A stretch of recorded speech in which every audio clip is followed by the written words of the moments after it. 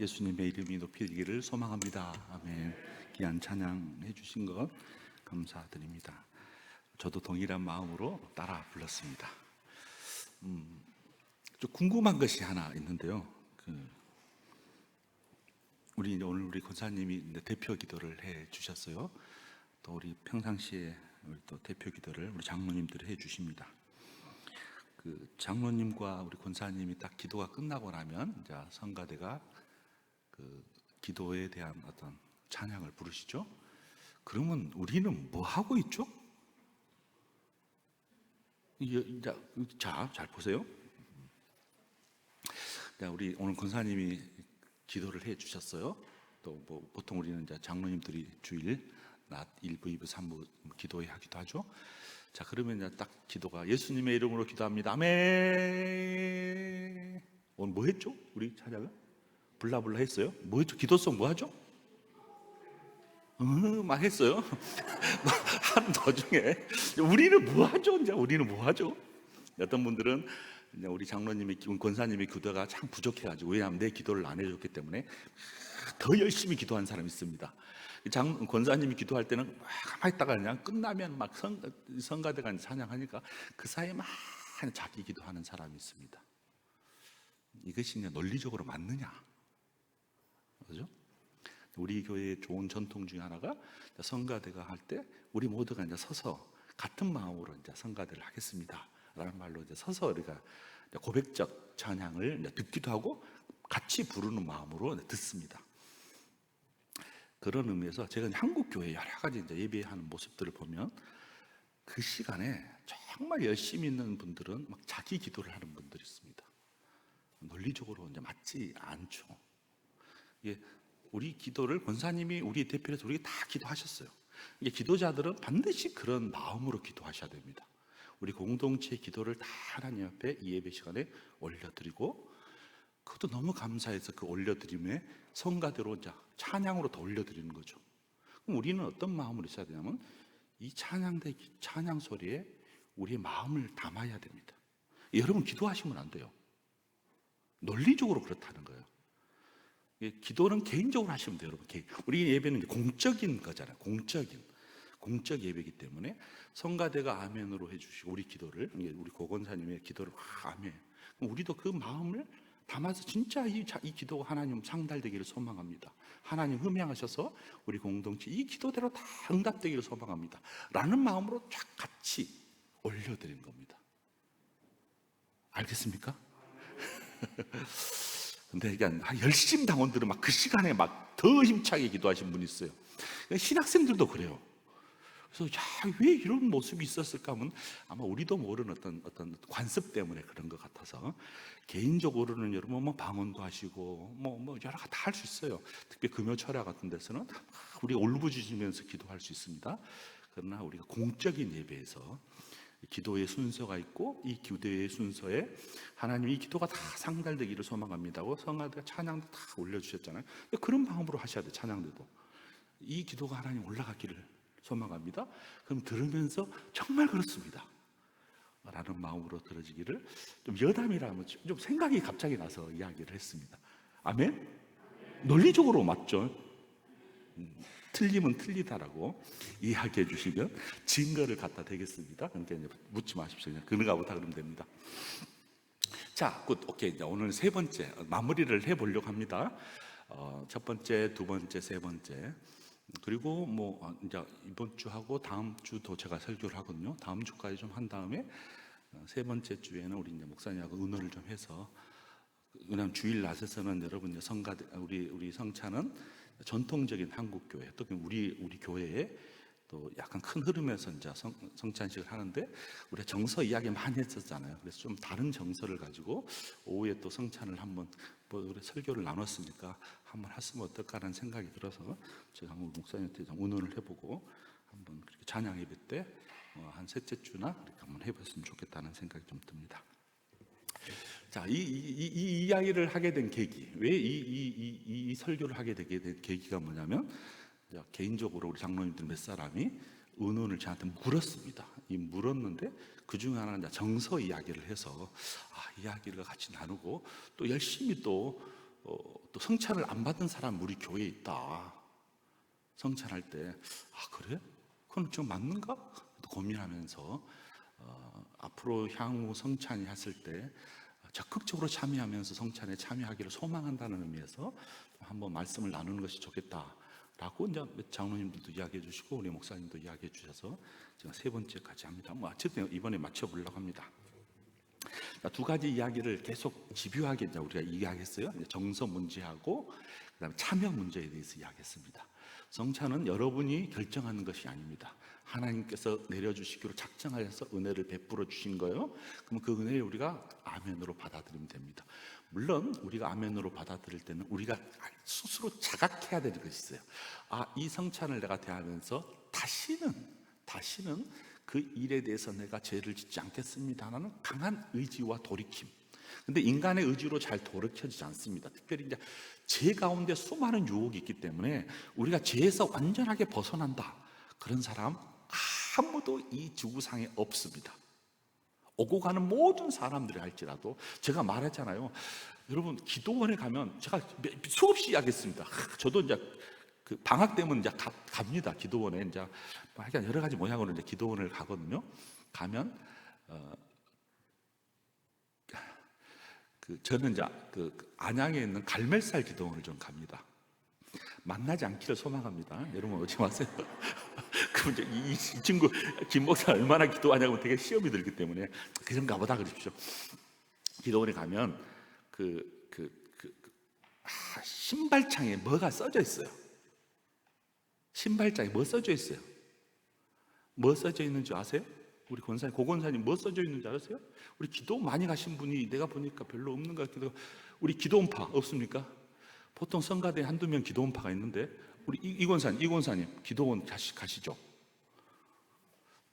기도원 좀 가세요. 신발 책임지지 않습니다.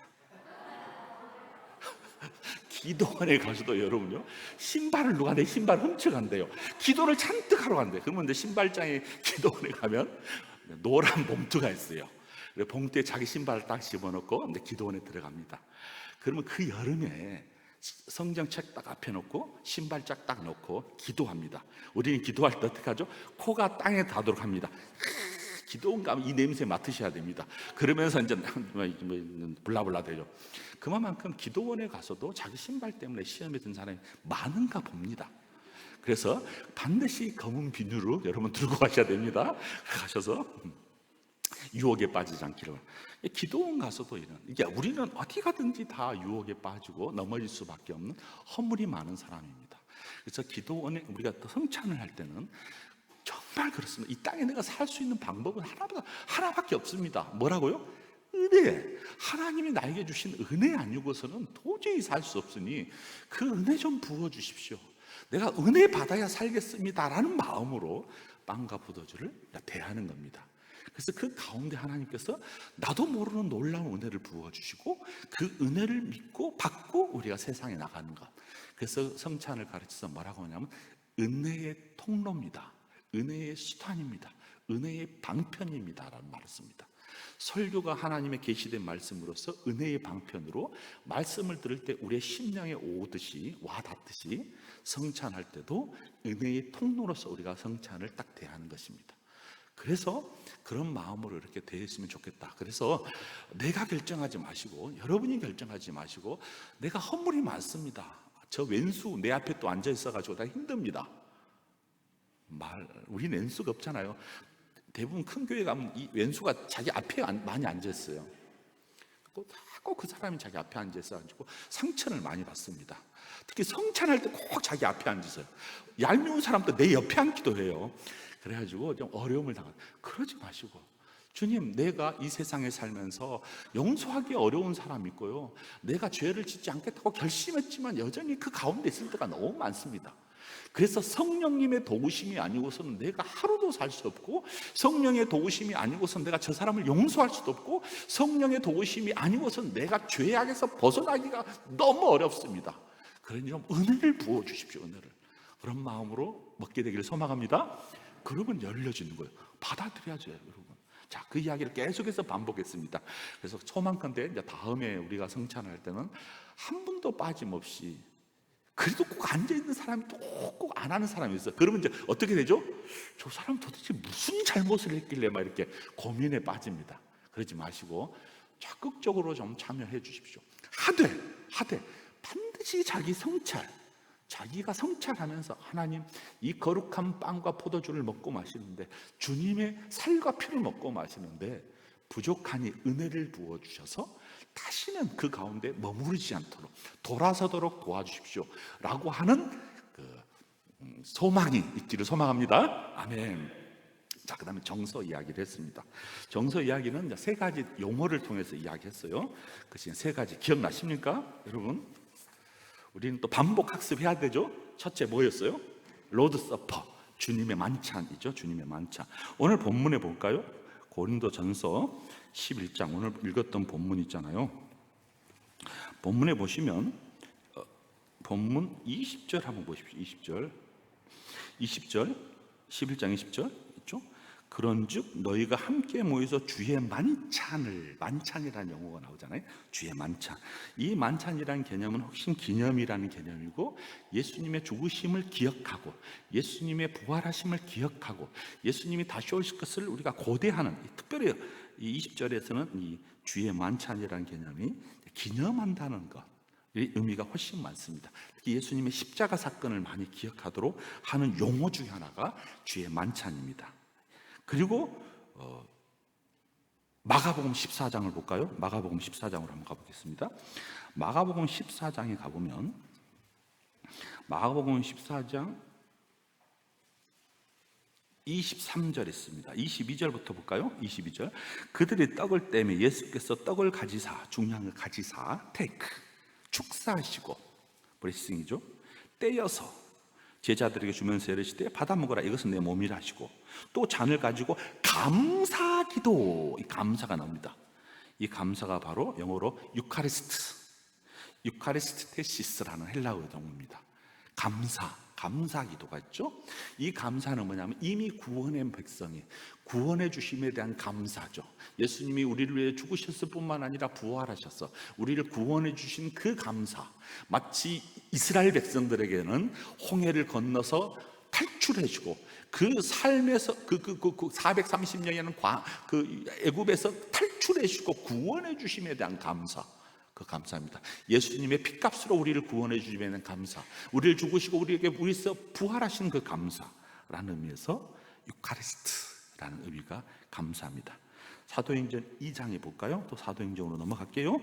사도행전 2장에 보면 뭐가 나오냐면, 사도행전 2장 42절 한번 보십시오. 사도행전 2장 42절. 유명한 성찬에 대한 이야기인데요, 예배의 장면입니다. 42절입니다. 그들이 사도들의 가르침을 받고, 가르침에 처음에 모든 예배는 가르침이 있죠. 서로 교제하여 라는 말입니다. 커뮤니온은 뜻입니다. 교제하여, 코이노이아라는 헬라어인데요, 그 다음에 커뮤니온이라는 말입니다. 이게 이 교제라는 개념이 바로 이 하나됨, 공동체의 하나됨이란 말입니다. 세 가지 정서를 이야기했어요. 예수님의 십자가의 죽으심에 대한 감사, 기억이고, 예수님의 부활에 대한 감사, 부활에 대한 특별히 감사고, 그 다음에 공동체가 하나됨이라는 이 세 가지 정서가 딱 있어요. 그래서 이 정서들을 여러분 잘 이해하면서 성찬에 참여하기를 소망합니다. 물론 이제 우리 목사님이 어떨 때는 로드 서퍼를 강조할 때가 있을 것이요, 어떨 때는 그냥 설교와 연관성일 수도 있고요, 어떨 때는 커뮤니언을 강조할 수도 있고요, 어떨 때는 유카리스트, 특별히 이제 예를 들어서 이제 추수감사절 같은데 감사의 달이 있을 때, 우리 성찬할 때는 감사해요. 말 그대로 감사. 우리가 한 해 우리에게 주신 감사, 구원의 은총도 주셨고, 우리에게 일용할 양식도 주셨고, 우리가 한 해 추수할 수 있는 기회도 주시고, 온갖 감사. 그래서 감사의 기도, 감사의 축제를 하는 겁니다. 이때 우리가 가지고 있는 유카리스트라는 개념이 훨씬 더 기쁨이죠. 예수님께서 우리를 위해서 이 땅에 오신 성탄절날, 유카리스트, 이 개념이 훨씬 더 강합니다. 그렇죠? 부활하신 부활절날 우리가 성찬한다면 훨씬 더 부활의 주님을 경험하는 유카리스트, 그 부활의 주님을 기념하는 감사. 그래서 훨씬 더 많은 우리의 정서가 감사의 정서가 있고, 또 교회 고린도전서 11장에 보면 깨져버리는 교회에 하나 되도록 하는 것, 성찬. 여러분 이제 총회나 노예 가면 제가 자주 말했잖아요. 총회나 노예 가면요, 첫 번째 예배를 딱 드리고 두 번째 성찬을 합니다. 교회에서, 우리 이제 총회에서. 야, 근데 총대에 가보면요, 우리 교단은 좀 나아요. 그래도 합동측 같은데 제가 오래 썼던 합동측 저도 출신이라 가보면, 총회 가보면 딱 성찬을 하고 난 다음에 싸웁니다. 얼마나 싸우는지 고함 지르고 난립니다. 아니, 성찬을 해놓고 목사들이 싸워요. 싸우지 말자고 성찬해놓고. 이 말이 됩니까? 이렇게 이제 성찬이란 개념이 우리가 논쟁을 할 수 있어요. 그리고 어떤 사건에 대해서 우리가 의견을 개진할 수 있으나, 이것이 정치적화 시켜가지고 막 싸우고 분파를 지고 당파를 지고, 이 고린도 교회와 똑같은 모습이 보여지는 거예요.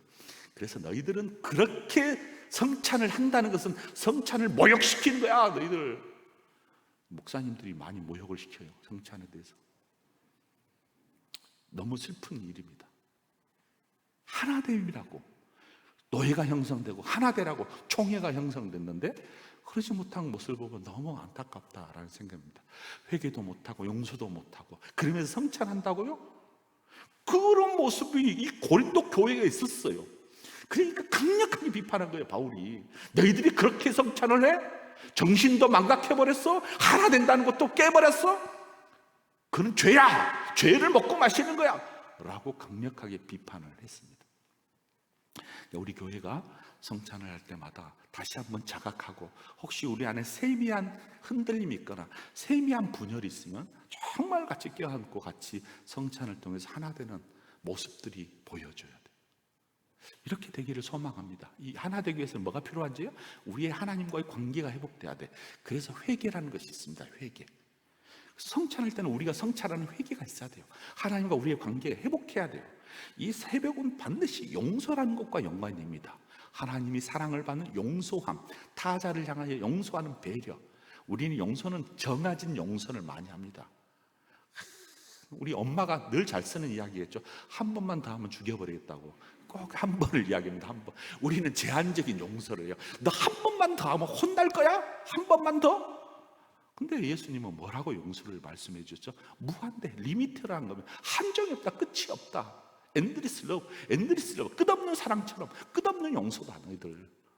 그런 이야기를 해주셔서 하나님과 관계, 타자와의 관계, 그래서 하나, 회개와 용서라는 것이 성찬 안에 담고 있다는 사실을 여러분 주목해 주셨으면 좋겠습니다. 자, 그러면 이제 조금 더 실행적인 방법을 이제 이야기를 해보겠어요. 그런데 이제 교단마다, 총회마다 약간 달라요. 우리 교회는 이제 전통적인 방법들을 많이 이제 고수합니다. 그러나 다른 교단에 가보고 다른 교회를 보면 빵과 포도주를 먹는 모습들이 너무 다양해요. 여러분 시험에 들지 않기를 소망합니다. 뭐 조금 자유로워요. 그 부분에 여러 가지 열려 있어요. 그 중에 전통적인 방법이 우리 교회처럼 이미 조각이 난 빵을 주고, 또 이미 잔을 나누어서 분병을 해서 이미 다 나누어서 주는 경우가 보통 이제 우리 한 장로교회들이 그렇게 합니다.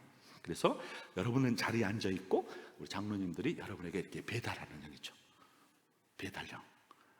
제가 쓰는 표현입니다. 배달행을 합니다. 그 여러분 딱 앉아서 받아 먹죠. 이건 이제 전통적으로 기독교 전통이라고 하면 청교도 이후 한국 교회에 약간 전통적으로 이렇게 받아 먹는 경우가 흔합니다. 그리고 좀 더 역사적으로 가보면 하나 된다는 의미잖아요. 하나 된다. 하나의 잔을 가지고, 잔을 하나라는 표현으로 쓰면서 하나의 잔이나 떨어진 조각이 난 빵 혹은 뜯어져 있는 빵을 이 한 잔에다 찍어서 먹는, 성공회 같은 경우가 그렇습니다. 한 잔이라는 의미, 하나 된다는 의미를 딱 상징화시켜가지고 포도주를 딱 한 잔에 넣고 우리 모든 성도들은 띄어져 있는 빵을 찍어서 먹습니다. 포도주 안에. 그럼 이제 뭐가 들어가겠죠? 손가락이 들어가고 뭐 여러 가지가 들어갈 수 있어요. 부스러기가 또 생겨요. 찍다 보니까 뭐 여러 가지 또 불편함이 있는 것 같은데, 그게 대한 장점은 뭐냐면 하나, 뭐든지 하나라는 개념을 가서 공동체가 하나로서 우리가 한번 상징화시켜버리고 의미를 전달하자라는 의미인데, 의미는 있어요, 여러분. 근데 하다 보면 여러 가지 부스러기가, 빵에 부스러기가 있고 또는 뭐 손가락에 들어가고 그래서 약간 위생적으로 거부하시는 분들이 좀 있더라고요. 그러나 이거 전통적으로 쭉 내려온 형식 중에 하나입니다. 혹은 이제 앞으로 다 나와, 사람들이 나와서 무릎을 꿇고 장로, 목사, 집사들이 혹은 이제 장로님들이 분명해 주는 거죠. 하나씩 하나씩 다 테이블로 나오고 앞으로 나오되 주는 방법. 다음에 한번 그 방법을 한번 해보겠습니다. 또 하나 뭐냐면 공동의 빵을 떼서 공동의 잔을 마시는 겁니다. 한 덩어리 빵과 한 잔을 마시는 겁니다. 한 잔. 이게 되게 이상하죠. 근데 제가 제 경험에 독일 교회에서는 한 빵과 한 잔으로 주는 쭉 독일 교회에서 했었습니다. 그러면 한 잔을 돌아가면서 마시는 거예요. 모든 성도들이 다 나와서. 그러면 이제 목사는 닦아줍니다. 닦아요. 정확하게 닦습니다. 그런데 이제 한국은 익숙하지 않은 거예요. 누가 싫어해요? 남자들은 그걸 좀 적당히 먹더라고. 이제 여성분들이 뭐예요? 립스틱이 다 있으니까 되게 싫어해요. 그래서 이것도 또 논박이 좀 있습니다. 근데 이제 저는 개인적으로 그 방법을 좀 쓰고 싶은 생각이 되게 많아요. 왜? 한 잔, 한 빵이라는 의미, 하나됨이라는 의미가. 근데 큰 교회는 거의 불가능합니다. 이제 작은 교회들은 해볼만합니다. 작은 교회들은. 그러나 물론 이제 위생적으로 내가 감기에 걸렸어. 지금처럼 코로나야. 그러면 어려워지죠. 그래서 로버트 웨버라는 어떤 학자의 견해는 되게 의미 있는데, 한 빵을 하고 싶은 사람은 한 빵을 하고, 한 잔을 하고 싶은 사람은 한 잔으로 마시고 싶은 사람 혹은 분병한 사람은 선택하게 합니다. 내가 감기 걸렸어. 이쪽 선택하는 거예요. 나는 같이 먹겠어. 같이 먹기도 합니다. 이건 약간 조심해야 돼요. 공동체가 어느 정도 합의가 좀 되고 서로 배려를 하면서 선택할 수 있도록 하는 방법도 있습니다. 이게 역사에 있어요. 좋은 전통이라고 봅니다. 상징이 뭐냐면 하나의 빵, 하나의 잔이라는 개념입니다. 또 혹은 목사, 장로님이 딱 우리 성가대에 간 거예요. 성가대가 성가대끼리, 이쪽은 이쪽끼리, 이쪽끼리, 이쪽끼리 같이 나누어서 성찬하는 거예요. 그래서 뭐가 냐면 소그룹으로 성찬하는 방법입니다. 이것도 하나의 가능성. 우리 한국 교회는 좀 어려운데, 양쪽 테이블에 놓고 양쪽 테이블로 사람들이 흩어져 가지고 그 테이블 안에서 예배의 지정된 곳에서 빵과 포도주를 먹고 자연스럽게 예배가 폐하는 경우.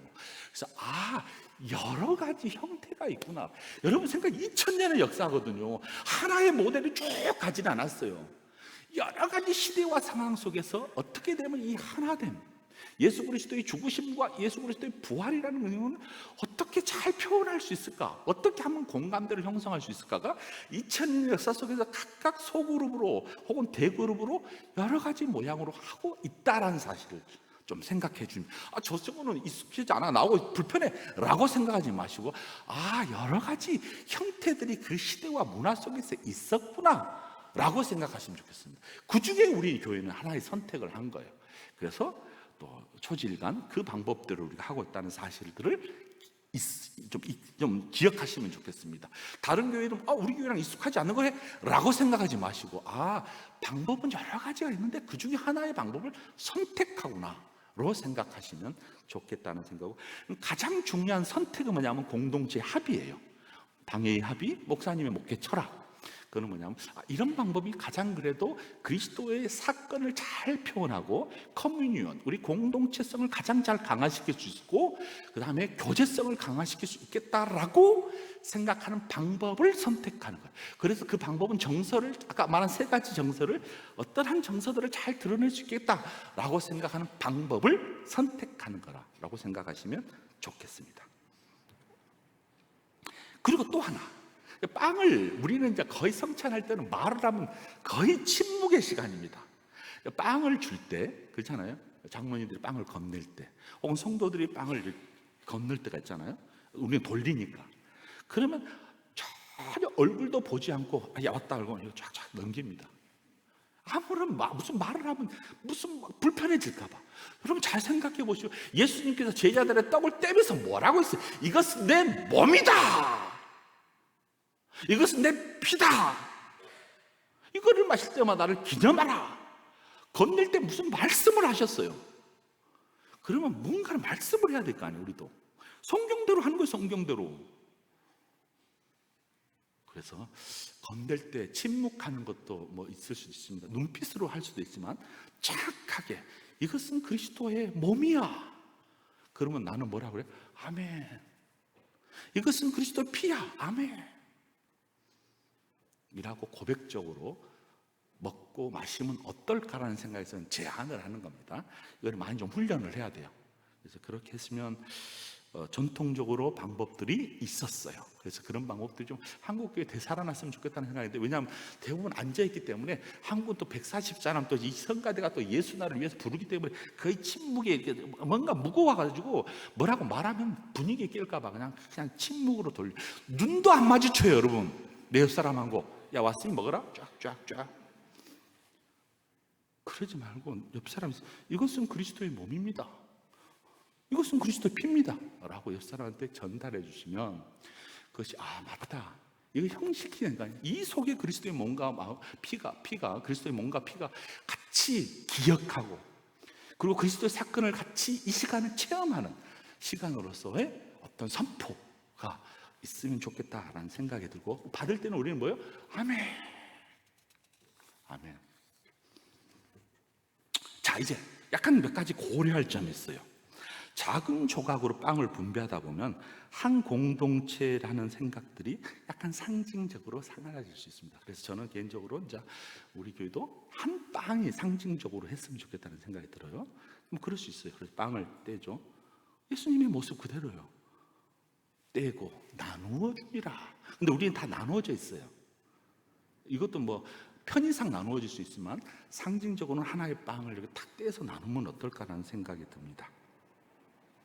그리고 빵이나 포도즙 있죠?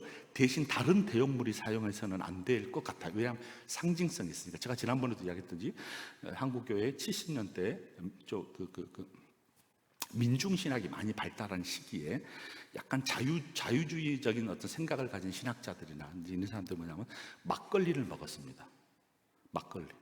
왜냐하면 이것은 한국교회 한국인의 소산물 중에 나오는 음료라고 생각해요. 막걸리를 먹었어요. 우리는 또 잔치에 또 막걸리를 먹잖아요. 이런 민중신학적 사고입니다. 근데 그거는 뭐가 빠져버려요? 상징성이 빠져버려요. 그래서 저는 제한적으로 하지 않습니다. 지금 그는 한국교회 잘하고 있어요. 또 한국교회 권사님들이 잘 또 매년 포도주를 담아서 정성스럽게 준비하는 것은 되게 의미가 있다고 생각합니다. 그래서 교회 안에서 상징적인 의미들을 잘 배려하고 했으면 좋겠다는 생각이 들고, 성찬 예절을 돕는 성도들이 조금 더 훈련을 받고 참여도를 높이는 것도 가능합니다. 이제 우리는 대부분 한국교회는 장로님들이 하기 때문에 이제 다른 성도들이 끼기가 되게 어려워요. 근데 이제 뭐 어느 정도 또 대부분 뭐 성도들도 성찬 위원으로 참여할 수도 있을 것 같아요. 근데 이제 한국 교회는 전통적으로 이제 성찬 위원들을 장로들이 합니다. 물론 장로님들 없는 데는 뭐 평신도들, 집사님들도 하고 권사님도 하기도 합니다만은 우리 교회 같은 경우는 장로님들이 이미 포진되어 있기 때문에 장로님들이 할 수는 있습니다. 하는 것이 바람직해요. 그러나 이제 저는 이제 만약에 장로가 없는 교회라면 정적으로 성도가 해도 된다고 봅니다. 문제가 또 뭐냐? 이 잔여물, 빵과 포도주를 남으면 어떡하죠? 우리 권사님 누구 있어요? 우리 권사님 빵과 포도주를 남으면 어떻게 해요? 성찬이원 누구예요?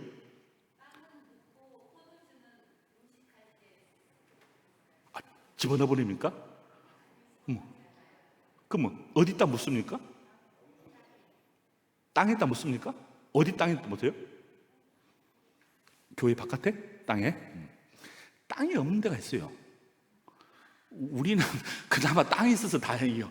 여러분 상가교회에 있는 데가 땅이 어디 있어요? 땅이 없는 교회가 많아요. 옛날에 시골에는 대부분 교회가 마당이 있었기 때문에 한국교회 전통적으로 땅에 묻으라고 합니다. 그거는 되게 의미가 있었던 것 같아요. 땅이 없는 교회도 많아요. 상가교회라든지 일부러 나가서 버리기가 쉽지 않거든요. 자, 어찌됐든 좋은 가능성은 하여간 소멸시킨 버린 것입니다. 적어도 성찬에서 있었던 이 잔여물들은 어떤 방향을 해서 소화를 해버렸어요. 제일 좋은 방법은 성찬 위원이 먹는 방법입니다. 그러면 이제 권사님도 많이 포도주를 드셔야 돼요. 취해버릴 확률이 높아요. 약간 불안한데 어쨌든 그래서 적당한 양과 적당한 것이 중요합니다. 보통 알죠, 권사님도. 우리 교회가 몇 명 정도 낸다. 가능한 한 부족하면 안 되지만 너무 과하게 남지 않도록. 그래서 남은 것은 지금처럼 땅에 묻으신 것이 좋아. 근데 이것도 많은 논박이 있습니다. 남는 땅에 묻으면 누가 먹겠어요? 벌레가 먹겠죠? 그래서 이제 쓸데없는 학자들이 이것 갖고 이제 논문도 쓰고 봅니다. 이거를 땅에 묻으면 벌레가 먹는다. 이 성별된 빵을 벌레가 먹으면 그것이 가능하냐? 쓸데없이 밥 먹고 할 일 없어가지고 이런 논문도 쓰는 사람 논문도 봤어요, 제가. 아, 맞다. 그렇구나. 그럴 수도 있겠구나. 적당한 양에 우리 모두가 소화해버리는 게 제일 좋습니다. 남은 거 있다면 성찬위원들이 목사님의 주최 아래서 먹고 마셔버리는 게 좋습니다. 그래서 포도주도 이미 그래서 우리가 붓잖아요. 부어놓잖아요. 근데 주전자에 있는 것과 부어놓은 것, 부어 있는 것, 이거는 이제 혹시 부족할까봐 붓는 거니까 이거는 이제 다음에 쓰면 되고, 이미 부어져 있는 것은 가능한 한 소화를 해버리는 것이 좋습니다. 어쨌든 권사님 잘 소화하신다니까 우리 교회는 잘 된 것 같습니다. 그래서 저는 이제 제안은 성찬상이 있으니까 성찬이 끝나고 나면 성찬위원들 모여서 가능한 그 자리에서 다 성찬위원들이 다 먹고 정리하는 게 제일 좋겠다라고 해서 그렇게 좀 학교에서 좀 제안을 합니다. 학생들한테, 목사님들한테. 왜냐하면 남은 것을 되게 어려워요. 어떤 데는 남으면 쓰레기통에 버려버려요. 아무 생각이 없는 사람들은. 그만큼 성찬이 소홀하다는 하나의 증거예요. 아무것도 아니야. 상징이야. 빵과 포도주밖에 없어. 이렇게 생각하면 이 성찬의 의미가 더더 우리의 태도에서 나타나 버려요. 실제적으로 버려버립니다. 쓰레기통에. 말이 안 되는 거죠. 그래서 이미 한 것에 대해서는 우리가 카톨릭적으로 성별돼서 화채설을 믿지는 않지만, 그래서 너무 소홀히 않도록 정리하는 것이 매우 필요하겠다라는 생각이 듭니다. 그리고 모든 세대가 어우러진 진정한 어떤 본질, 저희 교회 같은 경우는 중등부 애들도 고등부 애들도 간에 오도록 우리가 많이 이렇게 제안을 하잖아요. 근데 제가 이제 중등부 있어 보니까 실제 작동이 안 될 때도 있습니다. 잘 생각해 보십시오, 권사님, 우리 성도님들. 성찬은 세례 본 사람은 다 참여해요. 제안을 합니다. 다 오시오. 근데 제안을 하지만 실제적으로 작동되기가, 이미 세례를 받았지만 딱 1월 달에 내가 건너뛰었어. 3월 달에 이랬어서 건너뛰었어. 5월 달에 있어서 건너뛰었어. 계속 건너뛰면 1년에 두세 번 하는 사람이 너무 많은 거예요. 방법들을 자주 해서 가능한 한 많이 참여하고 많이 할 수 있도록 하는 것들이, 이제 목사님이 배를 해서 야 2부 때 많이 오시고요, 3부 때 많이 오시고 막 제안을 합니다만 실제적으로 우리가 잘 작동되기가 어렵습니다. 우리 교회는 그나마 작동돼요. 한국 교회 보면요 안 해요. 중고등부 청소년들은 아예 오지도 않아요. 아예 오지도 않아요, 대회 때. 그래서 우리들만의 잔치가 되어버린 은혜의 방편을, 그런 의미에서 가능한 많은 사람들이 세례를 받았다면 한 분도 예외 없이 다 참여할 수 있도록, 제가 지난번에도 한번 이야기했던 것 같은데요, 초대교회에서는 이 빵과 포도주가 남는 거 있잖아요, 그걸 가지고 신방 갈 때 들고 갔습니다. 우리 이제 한국 교회는 신방 갈 때 우리 목사님이 뭘 주고, 항상 성경책을 들고 갑니다. 성경책 가서 성경 신방을 하죠. 근데 그것은 중요합니다. 우리는 주로 설교 중심이고 또 말씀을 나누고 그 말씀대로 교회가 가정이 잘 세워지길 소망하는 의미에서 하긴 합니다만, 생각해 보면 초대교회에서는 이 떡과 잔을 못 먹는 것 자체가 공동체로서는 아주 소외됐다라고 생각을 해버린 거예요. 그래서 심지어 교회를 오지 못하는 환자들, 어르신들, 오고 싶어도 오지 못한 거예요. 그러니까 성도 목회자가 가서 해주는 거예요. 그래서 신방 갈 때 반드시 성찬을 들고 갔던 흔적들이 여러 군데서 나옵니다. 그런 성찬의 신학이 잘 이해가 돼야 돼요. 우리 한국 교회는 좀 그런 부분들이 소홀합니다. 주로 우리는 뭐 하냐면 설교로 신방하고 말씀으로 권면해 주는 것으로 우리 중심이 다 서 있기 때문에 그렇게 됐는데, 성찬에 대한 이해가 많이 있는 데서는 그런 방법도 쓴다라고 보여집니다. 자, 어찌됐든 여러 가지 상황들이 4시가 돼버렸습니다. 마무리할게요. 오늘 무조건 끝내려고 합니다. 자, 3가지 정서 이야기를 했습니다. 자, 우리 교회도 이 정서들이 잘 성찬이란 프리즘 안에서 딱 투여되면 여러 가지 3가지 색깔들이 쫙 정서적으로 나타나요. 때로는 부활, 때로는 고난, 때로는 공동체 하나 돼서 그런 것들이 잘 드러났으면 좋겠다. 우리 권사님들도 이렇게 빵과 포도주가 준비하는 우리 권사님들이 있어요. 그런 분들은 그런 마음, 동일한 마음으로 빵과 포도주를 잘 준비해서 또 후배들에게도 다 이렇게 뭐라 그러죠? 인수를 잘해서 소홀히 하지 않도록. 그래서 소홀히 취급하다는 말은 경홀히 여긴다는 말이잖아요. 성찬이 평가져라, 가치를 약화시켜 버릴 수 있다라고 보여서 가치를 잘 생각하면서 좀 귀하게 다스렸으면 좋겠다. 잘하고 있어요 지금 한국교회는. 그러지만 조금 더 잘했으면 좋겠다는 생각이 들고, 이왕이면 한 떡 한 잔 어떻게 고민을 많이 하셔가지고 우리도 해봤으면 좋겠다는 것들 지금 있는 것 중에서 하나씩 보강을 하면 좋은 성찬의 모습이 등장할 수 있지 않을까라는 생각이 듭니다. 아이고 그만해야 될 것 같습니다. 졸리시죠? 들렸습니까? 눈이 반짝반짝 거려요. 더 하지 않겠습니다. 오케이. 또 저는 우리 목사님, 저는 개인적으로 이런 설교관을 갖고 있습니다. 이거는 이제 두 가지 설교관이 있어요. 목회자들이 오늘 이 시간이 마지막이라고 생각한 사람이 있어요. 견디지 못하고 오늘 이 시간 죽으면 죽으리라. 저는 그러지 않습니다. 내일도 있다고 생각합니다. 저는 약간 내일도 있다, 오늘만이다가 아니다. 모르고 내일도 있는데 그냥 하나님 데리고 가시면 어쩔 수 없는 거죠.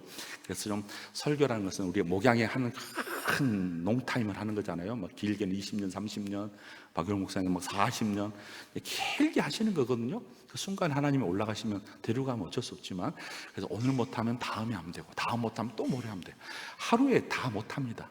우리 옛날에 제가 신학교 다닐 때도 어떤 한 교수님은 진짜 마지막처럼 설교하신 분이 있어요. 어떤 분들은 다음 주도 있구나 기대를 가지게 설교하신 분이 있어요. 저는 약간 후자에 택합니다. 여러분 그래서 이해하시고, 또 나머지 부분은 뭐예요? 또 다음에 또 하면 돼요. 그래서 이제 다음 주에 예배에 대해서 제가 다음 주에 또 설교하거든요. 한번 전체적으로 약간 스타디하고, 셋째 주나 한번 7월 달에 한번 성찬을 또 오후에 한번 했으면 어떨까라는 생각도 들고, 그 다음에 이제 약간 시리즈로 광고편입니다. 우리나라에 이제 우리 박영 목사님이랑 황 목사님이랑 대화를 나눈 적이 있는데요. 제가 그 학교에서 가르친 과목 중에 하나가 뭐냐면 개혁주의 생명신학이라는 걸 가르칩니다. 교단의 정체성이에요. 우리 교단의 정체성.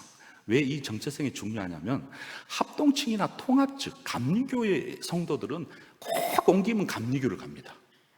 통합측 성도들은 꼭 통합측 가요. 우리 합동측 목사 성도들은 꼭 합동측 갑니다. 왜냐하면 자기의 정체성이 되게 뿌리 박혀 있어요.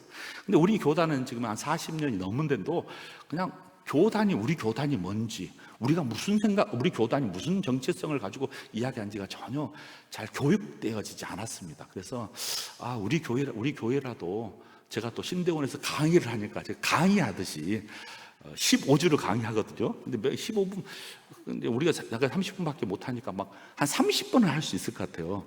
그래서 할 수 있는 데까지 우리 교단의 정체성, 적어도 우리가 지금 다 열심 당원이잖아요. 그렇잖아요. 우리 열심, 찬양 예배 나올 정도면 되게 열심 당원이에요. 그러면 열심 당원으로서 우리 백석교단이라고 하는데, 우리 교회가 교단의 정체성이 도대체 뭔지, 우리가 무엇을 믿는지, 그 믿은 것을 내가 어떻게 고백하고 있는지, 약간 이것을 좀 이렇게 좀 정리가 좀 될 필요가 있을 것 같아요.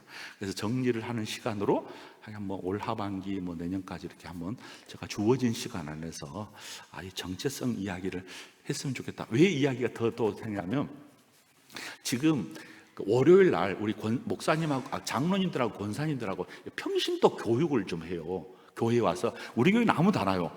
근데 보니까 한 80명 정도가 교회에서 이렇게 떼거리로 와가지고 우리 정체성을 듣는다는 수업을 하더라고요. 저보다 강의를 하라고 제가 했어요. 근데 너무 처음 들어본 이야기라고 너무 장로님들하고 권사님들하고 좋아하더라고요. 학교에서도 가르치는데 우리 교회에서 내가 가르쳐야 되겠다. 뭘 가르쳐? 인기 있어요. 한번 같이 웃고. 그래서 그거를 해야 되겠다. 너무 딱딱하지 않게, 딱딱하지 않는 강의로 해서, 한 목사님도 지난번에 이제 딱 크게 그림을 그려주셨는데, 조금 디테일하게 머릿속에 아예 인이 박혀버리더라고. 우리 교단은 무슨 중심으로 우리 교단이 가지? 우리는 어떤 목회들을 우리 교단의 목사님들은 지향하지? 이런 이야기가 좀 정리가 돼야 우리 교회가 이렇게 좀 순항에 갈 거 아니야, 순항을. 그 전에 박유열 목사님도 늘 하신 이야기예요. 그 다음에 한 목사님도 늘 하신 이야기를 조금 더 이렇게 좀 시스템화, 좀 체계적으로 좀 이야기를 하는 것이 제가 할 수 있는 거라고 생각해서 한번 해보도록 하겠습니다. 그건 이제 하반기 가겠습니다. 자, 우리 같이 찬송 함께 부르고 싶은 찬송이 있어서 아까 전에 우리 청가대 찬양대에서 불러줬던 찬송이고 또 제가 정말 좋은 찬송이고 즐겨 부른 찬송임과 동시에 254장입니다. 우리 아까 지금 우리 찬양팀에서 불렀는데요. 254장 이 찬양